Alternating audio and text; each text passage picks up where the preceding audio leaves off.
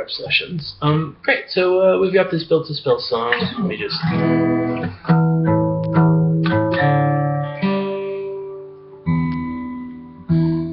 So there's this concept relative major and relative minor.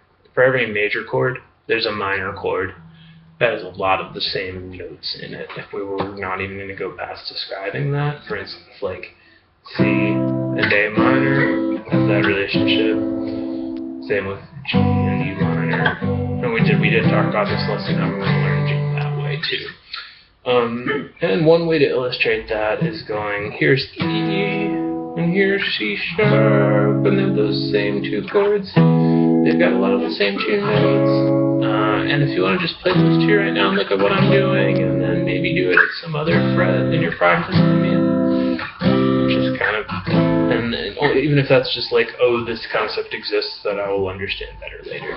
So, down-up picking. For you, we need more of a sense of momentum when you're picking single strings, like they're little strums, as opposed to this chop-chop thing that's led to you doing things like picking in the little spaces between the strings. So that's us. First we go, or it's, can I actually see the page for the moment? Thank you. Awesome. So yeah, we've got this, so first part, we got our first finger here, and the first thing I did was like a C sharp minor, and that's what we're playing in the chord. We're using, you know, like, not the power chord, but the other three notes in that chord. And then structurally we're going to switch to E, but again we're going to be using our first finger to do it. And your question, what is that? It's still an E chord. We just don't have the bass note there. Anyway, so first we go, and that's going to be down, up, down. And again, our down-up choices, if we're just going, we're going down, up, but it's a matter of what am I on the way to and harnessing the momentum of your hand. So we're going down, up, down, and then we go down, up, down. So there's little section 1. And I want you to just be sick at that before you even moving on, allowing for a stage where you don't even incorporate rhythm. The key is to be consciously focused on what you're doing in the memorization portion, not switching to the guessing playing headspace, even if it means you totally play arrhythmically, and we only want to be looking at the page out of absolute necessity. So part 1, just that. Part 2, just small sections. Cool. And then our first finger shifts up one string grouping higher, which is that.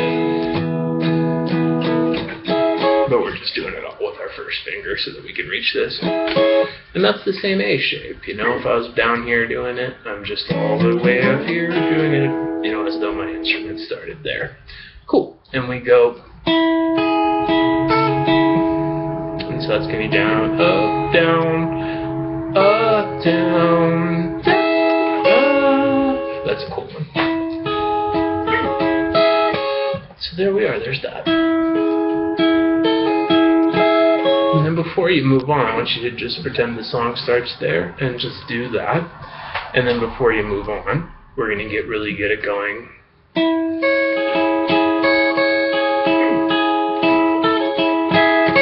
And I'll suggest the starting tempo of maybe like.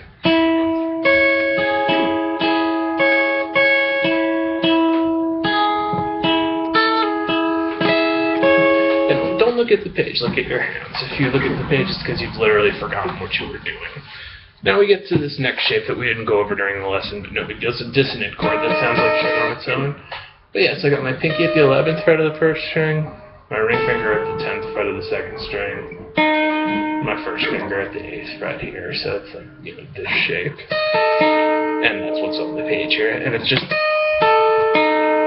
And then we play a series of single notes, and that's the same two notes we did a second ago with these two fingers. But now we need to be able to get back to here. So we're using your ring finger, then your middle finger, then your middle finger, then your first finger, left hand wise. So we had this, and then that finger is already sitting on the next note. And then so stopping your practice and just work on that. And then our version's gonna go, before it repeats, just to have it sounds like a song. So, here's the whole thing, which is occurring at exactly 5 minutes into your video.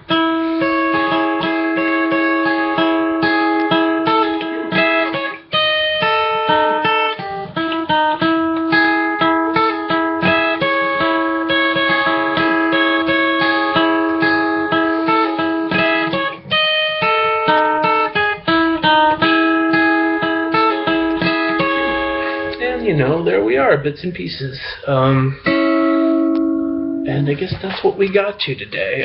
You know, and think about some other picking strumming type stuff you're doing, like when you're playing rhythm guitar and hitting bass notes and so forth.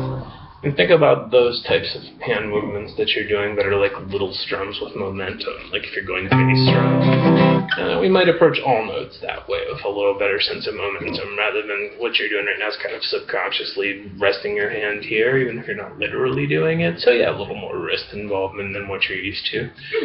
And that's just what we got to today. But while we're at it, implied assignment, you know, we talked about how there's like, you know, this song goes 1E and a 2E and, you know, so that was like 1E and a 2E and a 3E for 3, 4, 1, 1 and a. So if you want to dig into that and try to hear what I was just doing, that's cool, but otherwise after you've played it and have a more, you know, we have it internalized, then we will, you know, we can kind of get into that. But on the other hand, if you can just hear it in your head, there's totally no points for counting.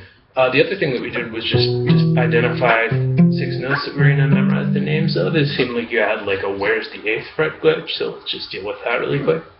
So section 1, B and E, C and F, and then give yourself a quiz on those random 4 notes. If you need to like have 4 flashcards that say B, E, C, F, just be sure to randomize it.